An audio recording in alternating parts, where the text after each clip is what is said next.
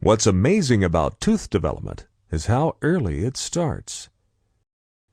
This embryo is only 6 weeks old, and yet the epithelium over its mandible is already thickening in preparation for what's about to happen.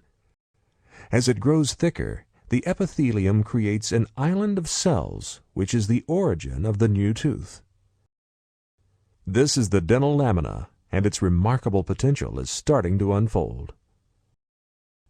As we get closer, we can see other key players in the formation of our dentition.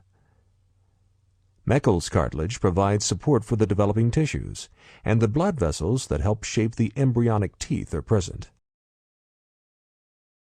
By now, the lamina has grown into a bud. The epithelial cells haven't changed much, but as the bud grows, it starts to bend into a dome in response to pressure from the blood vessels, and the mesenchymal cells underneath condense. At this point, we can already identify the cells that will form the tissues of the mature tooth. The enamel organ is made of cells from the epithelial cap, and it will generate the enamel of the tooth. The condensed mesenchymal cells will form the dentin and the pulp, and they are called the dental papilla. The dental follicle will develop from the remaining condensed mesenchyme. And all of these cells together are known as the tooth germ.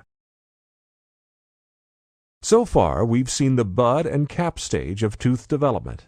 The third, and most dramatic, is the bell stage. As the tooth germ begins to grow, the cells differentiate. The stellate reticulum is now obvious. Made up of star-shaped cells pushed apart by fluid pressure, it separates the inner and outer enamel epithelium.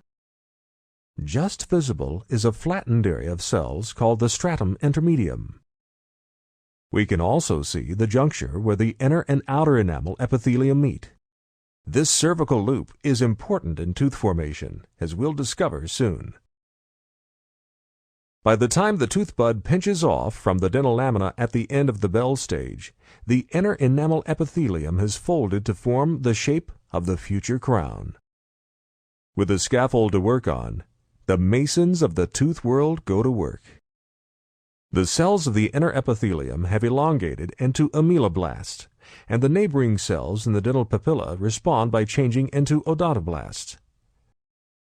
Now they move toward the center of the papilla, leaving a thin tube of cytoplasm and a layer of dentin.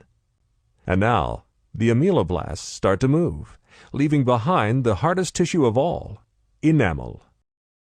The resulting rock-hard crown of enamel and dentin is a miraculous feat of cellular engineering, but the engineers haven't finished yet.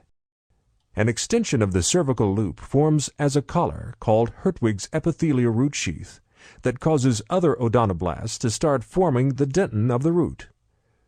At the same time, the whole tooth starts to move like a biological rocket taking off, and a perfectly formed deciduous incisor is delivered into the oral cavity. Its new owner, of course, is delighted.